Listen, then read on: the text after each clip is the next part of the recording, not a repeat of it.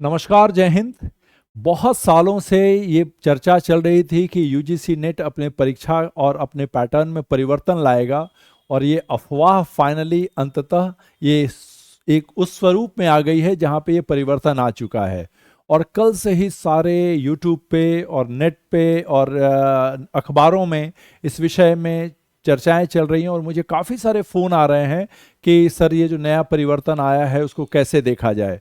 तो कल से लेकर आज तक हमने और मेरी टीम ने इसका अध्ययन किया और जो हम निष्कर्ष पर पहुंचे हैं, तो निष्कर्ष मेरा तो शुरू से ही मानना है कि जो परिवर्तन होते हैं वो सदैव सकारात्मक होते हैं। और ऐसा मैंने इसका जो अध्ययन किया, जो नेट रिव्यू कमेटी ने जो नया रिकमेंडेशन दिया है उसके आधार पे जो मुझे समझ में आया है कि ये जो नया प्रारूप है वो प्रथम दृष्टया मुझे काफ़ी सकारात्मक और काफ़ी अच्छा लग रहा है छात्रों के दृष्टिकोण से। अगर मैं इसका विश्लेषण करूं, आप लोगों ने काफ़ी लोगों ने किया भी होगा, तो ये जो है ये फाइनली इसका क्रक्स है जिसको मैं चाहता हूं कि जितनी सरल भाषा में हो सके आपको मैं समझा सकूं। तो जो नया वाला प्रारूप है उसमें देखिए, उसमें पहले जो 2 कैटेगरी होती थी अब उसको 3 कैटेगरी कर दी गई है। और पहली कैटेगरी है award of JRF appointment as assistant professor. तो जो जिनके परसेंटाइल हाई होंगे उनको जेआरएफ भी मिलेगा। मैं अगर पेन के माध्यम से इसे समझाऊं तो उनको जेआरएफ भी मिलेगा। देखिए हमने उसको यस लिखा हुआ है, जेआरएफ भी मिलेगा। साथ ही वो असिस्टेंट प्रोफेसर के लिए भी एलिजिबल हैं और साथ ही वो पीएचडी के लिए भी एलिजिबल हैं। तो जिनकी परसेंटाइल हाई होगी उनको 3 फायदे हैं। देखिए यस, यस और यस, उनको 3 फायदे हैं। जिनका पहले से परसेंटाइल कम होगा वो दूसरे कैटेगरी के लोग हैं और इनको जेआरएफ नहीं मिलेगा, अर्थात स्कॉलरशिप नहीं मिलेगी जो अब 35,000 मिल रही है, वो तो नहीं मिलेगी। लेकिन वो असिस्टेंट प्रोफेसर के लिए भी एलिजिबल होंगे और साथ ही साथ वो पीएचडी के लिए भी इनरोलमेंट कर सकते हैं, अर्थात उनको 2 फायदे हैं। और जो तीसरी कैटेगरी है जो पहले नहीं थी उसको सरकार ने ऐड करके एक नया उसमें चेंज लाया है। और वो ये है कि जो तीसरी कैटेगरी में जिनका परसेंटाइल तीसरा होगा वो उनको जेआरएफ भी नहीं मिलेगा, वो असिस्टेंट प्रोफेसर के लिए भी इंटरव्यू नहीं दे पाएंगे। लेकिन हाँ, एक चीज सकारात्मक है कि वो पीएचडी के लिए एलिजिबल होंगे, अर्थात उनको एक फायदा होगा। तो अगर इस तरह से देखेंगे तो पहले जो 2 कैटेगरी थी कि जेआरएफ मिलता था और साथ में वो असिस्टेंट प्रोफेसर और पीएचडी के लिए क्वालिफाई करते थे। दूसरा वो होते थे कि जिनको जेआरएफ तो नहीं मिलता था लेकिन असिस्टेंट प्रोफेसर के लिए क्वालिफाई करते थे।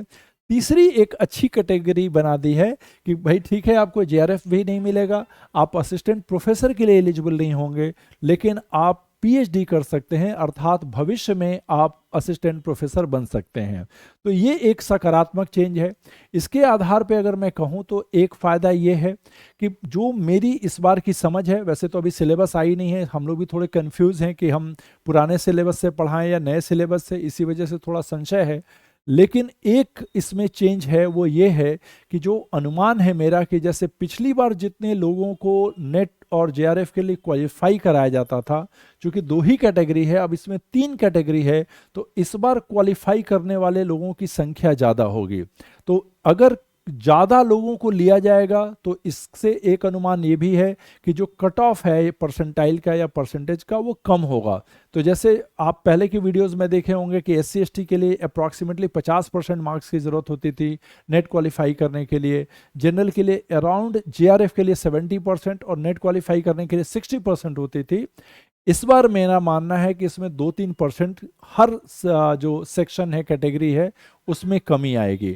तो और भी कुछ इसके अध्ययन करने के बाद इस रिपोर्ट में मैंने कुछ सकारात्मक पॉइंट देखे हैं और वो उसमें ये है कि पहला ये है कि पहली बात है कि इस बार भारत की जो सरकार है वो चाहती है कि रिसर्च स्कॉलर्स ज़्यादा बढ़ें, जिसको हम कह सकते हैं कि सब्स्टिट्यूट प्लेयर्स ज़्यादा बढ़ें, इसलिए परसेंटेज जो पीएचडी करने वालों की संख्या बढ़ाई जाएगी। ये एक बहुत सकारात्मक न्यूज़ है कि अब ज़्यादा से ज़्यादा संख्या में लोग पीएचडी कर पाएंगे।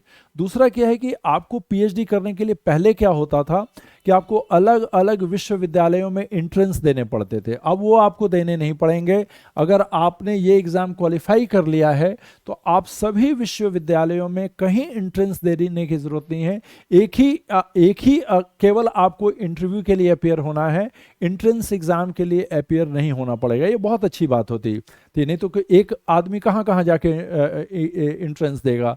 तो अब ये है कि आपको एंट्रेंस सिर्फ एक ही बार ये हो चुका है, आपको सीधे हर यूनिवर्सिटी में जाके पीएचडी के लिए आपको सीधे इंटरव्यू देना है। तो अब अलग अलग यूनिवर्सिटी में अलग अलग आपको इंटरव्यू देने की ज़रूरत नहीं है। तीसरा, आपको केवल ये एग्ज़ाम क्वालिफाई करते ही तीनों ही कैटेगरी में आप देखिए आपको पीएचडी करने के लिए योग्य माना जा रहा है, जबकि पहले ऐसा नहीं था, बहुत पापड़ बेलने पड़ते थे। तो अब पीएचडी करने के लिए पहले से जो प्रक्रिया है अब वो ज़्यादा सरल हो गई है। चौथा जो मैंने इसमें फ़ायदा देखा है और वो ये है कि जो कैटेगरी 2 और 3 हैं, ये वाले और ये वाले जो छात्र हैं, इनकी जो नेट में जो परसेंटाइल का वेटेज है 30% उसका वेटेज होगा जब आप इंटरव्यू देने जाएंगे। तो ये भी एक बहुत बड़ा एडवांटेज है आपके लिए। और चौथा इसमें ये है कि जो आपको पीएचडी का जो एडवांटेज था जो कि पहले कम था वो बढ़ेगा। तो और साथ ही अभी जो नया नया और आएगा, इसमें एक चीज़ ये देखना पड़ेगा कि सिलेबस बदला है कि नहीं।